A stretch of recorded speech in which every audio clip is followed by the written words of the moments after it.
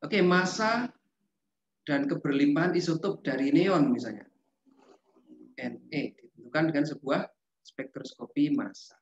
Oke. Ketahui kecepatan gerak neon adalah 1,23 kali 10 pangkat 2 meter per second. Medan magnet yang digunakan sebesar 4,08 kali 10 minus 1 Tesla dan muatan elektron sebesar 1,602 kali 10 pangkat minus 19. Ya. Jika ternyata kita mendapatkan garis dalam spektrogram dan radius pembelokan ion sekian, sekian, dan sekian, tentukan massa atomnya ini berapa, massa atom neon ini ada berapa saja. Oke. Gimana cara mengerjakannya? Kita lihat spektroskopi massa ini. Ya.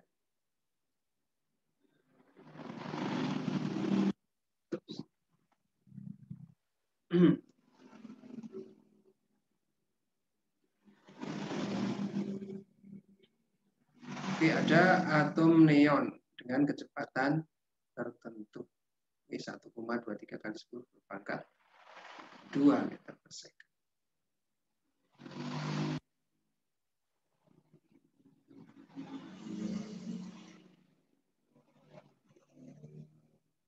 Ups, di sini ya. Jadi si atom neon yang bisa keluar sini kecepatannya 1,23 kali 10 berpangkat 2. Ya.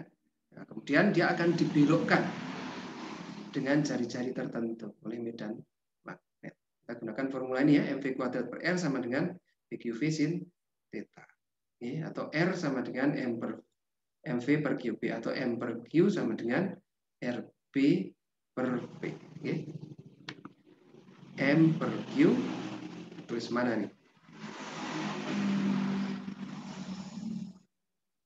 Apa tadi? RB dibagi V. Radius kalikan medan magnet dibagi kecepatan, velocity. Ya. Nah, ini velocity-nya ada, R-nya ada 1, ada 2, ada 3. Oke, maka kita ingin lihat, pastinya kan massa yang lebih berat dia akan dibelokkan dengan radius yang lebih besar. Ya. Berarti kalau radiusnya paling besar, ini misalnya M3 ini pasti lebih berat dari M2. Lebih berat dari M1. Oke, kita ingin tahu M1-nya berapa. M1 per Q sama dengan radiusnya 6,25 kali 10 berpangkat minus 2. Jadikan meter ya. B 4,08 kali 10 berpangkat minus 1. Bagi Q massa elektron 1,6 dibagi V ya. 1,23 kali 10 berpangkat 2. Oke. Berapa ini? Minus 2 minus 1 plus 2. Belakangnya kali 10 berpangkat minus 5. Angkanya berapa? 6 kali 4 dibagi sekian. Kira-kira 24-an ya.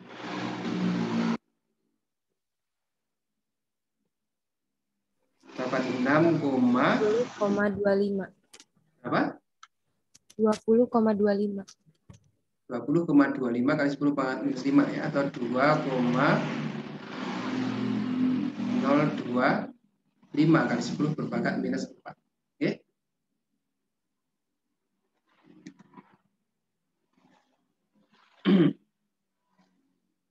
Ini ya.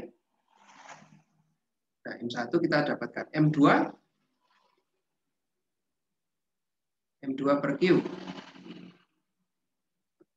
Kira-kira berapa? Ya, kita yang berbeda kan cuma 6,25-nya ya. Jadi 2,025 ini kalikan 6,56 dibagi 6,25.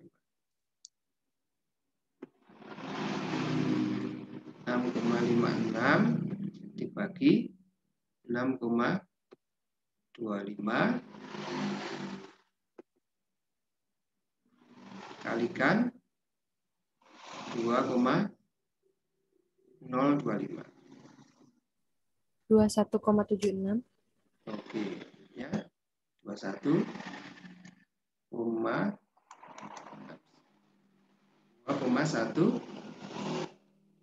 berapa?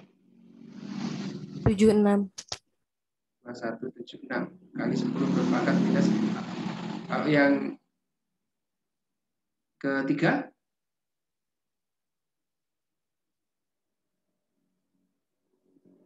sama ya, 2025 bagi 22,82. 2,282 kali 10 pangkat minus 4. Itu ya. Nah, ini yang kita tahu adalah rasio antara massa dibagi muatan. Ya, massa dibagi muatannya sekian. Oke. Nah, kita bisa asumsikan bahwa muatannya semuanya plus 1.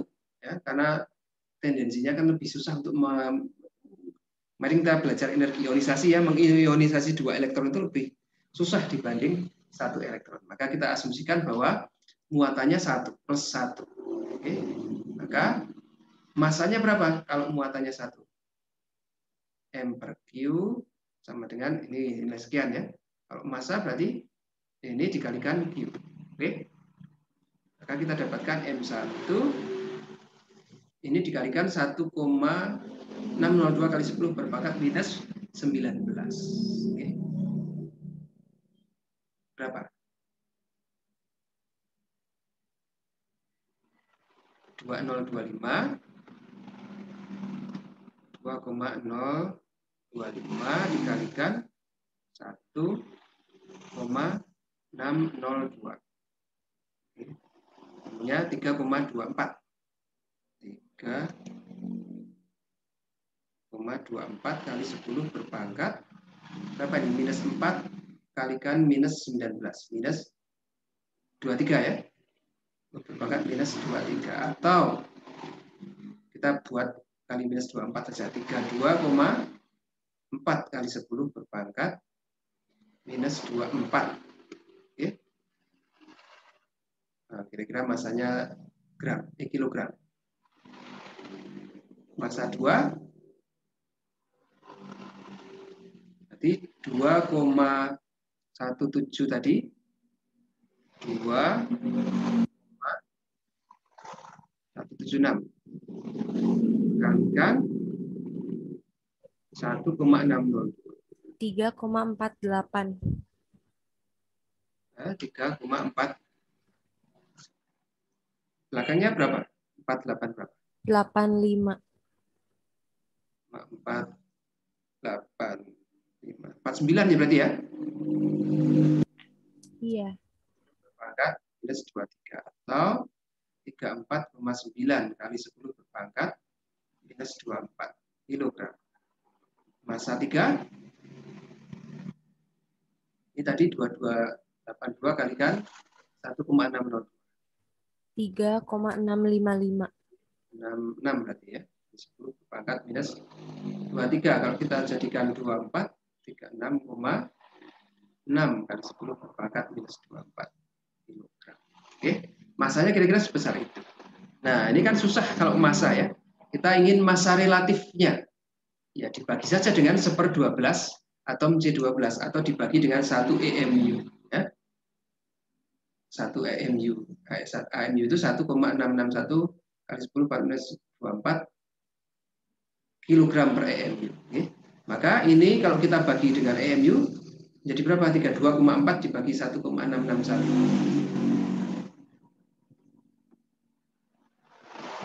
19,50. 19,50. Oh, enggak bulat, harusnya bulat ini. Ini yang bawah.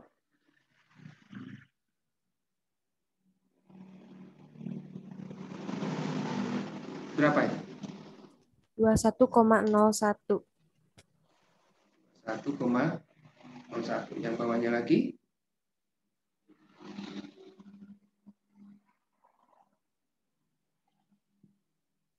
22,03.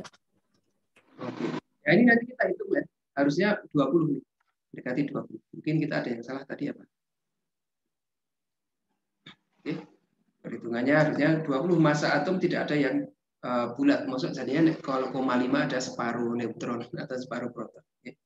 Ini nanti kita koreksi lagi. Artinya 20. Oke. Tadi yang mendekati adalah 20, 21, dan 22. Jadi ada neon 20, ada neon 21, dan ada neon 22. Itu ya. Nah, massa dari isotop neon. Anda bisa cek di tabel periodik unsur. Benar nggak ada neon, atau search di Wikipedia, neon 20, neon 21, neon 22. Oke. Nah, sekarang yang bawah, yang nomor B. Ternyata pada garis pertama, tadi radius 6,22, kita ingin tahu berapa persen sih yang neon 20, berapa persen neon 21, berapa persen neon 22. Keberlimpahannya di alam semesta ini berapa persen, berapa persen. Oke. Maka kita lihat keberlimpahannya, berapa banyak sinyal di R1, R2, dan R3. Oke.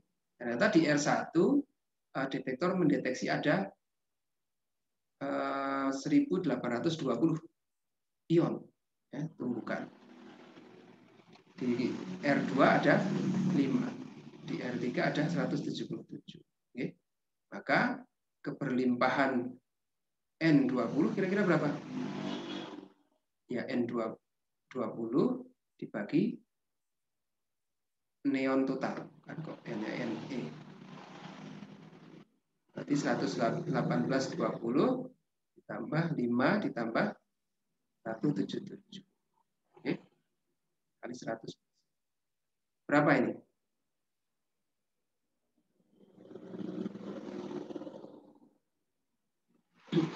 (1820) dibagi 2000 berapa? 2000 ya? 2002. 2002. Berapa 1820 bagi 2002?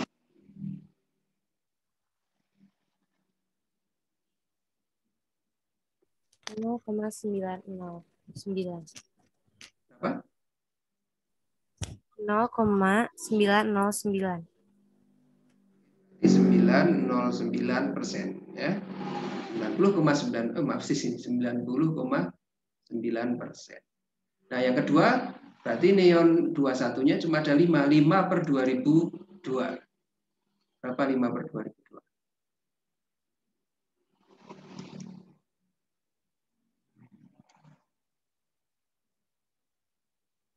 0,0024. 0,0024 tadi kali 100, 0,24%. Ya. Kalau yang 177 per 2002 0,088.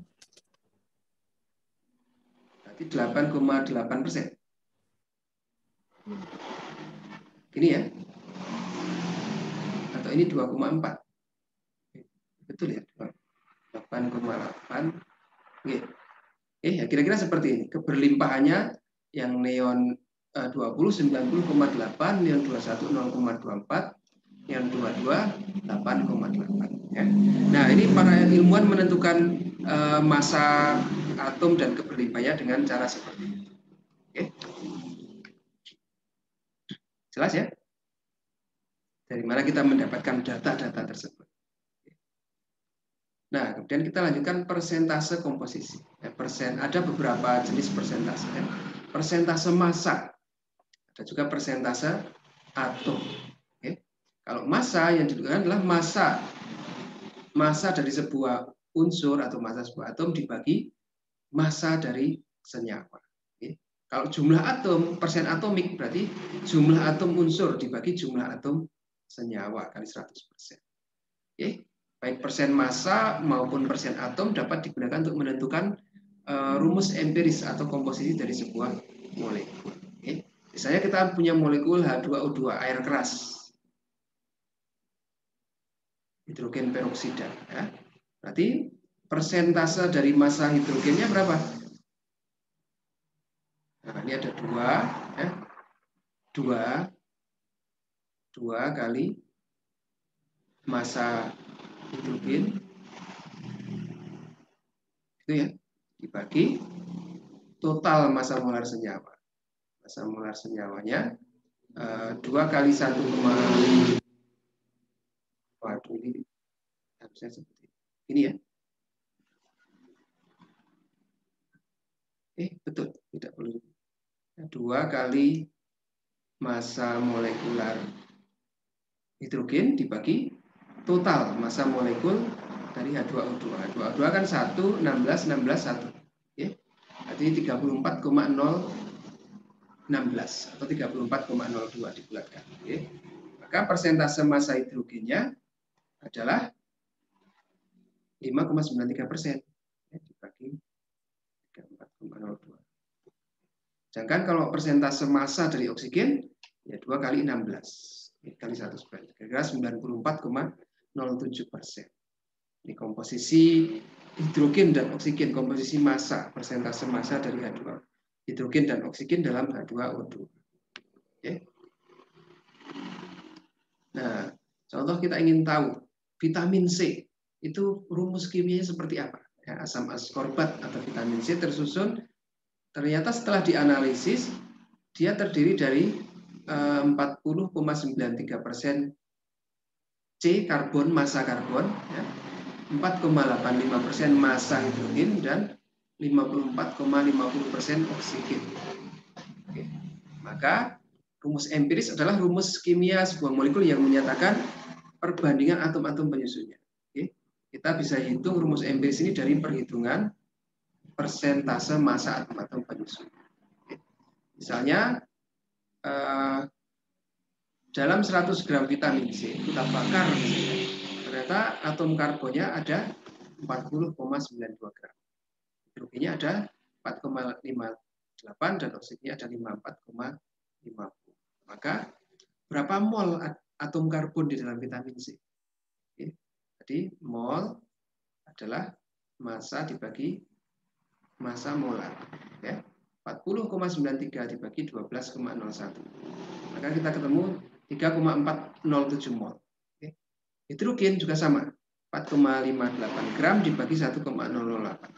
Ketemunya 4,54 mol. Oke. Oksigen 54,50 dibagi 16, kira-kira 3,406 mol. Oke. Maka kita bisa hitung rasionya. Rasio antara C dan H dan O ini ternyata 3,407 dibanding 4,54 dibanding 3,406. Atau ini masing-masing, kalau ini kita bagi 3, ini bagi 4, ini bagi 3, ketemunya hampir sama ya, 3407, 3406. Mendekati ya. Rasionya mendekati 3 banding 4 banding 3. Oke. Maka dengan demikian kita bisa tentukan rumus empiris dari vitamin C adalah C3H4O3. Ya, perbandingan sederhana rumus empiris. Apakah rumus empiris berarti satu vitamin C terdiri dari 3 atom C, 4 atom H, dan 3 atom O? Belum tentu. Oke, kita perlu mencari yang namanya rumus kimia.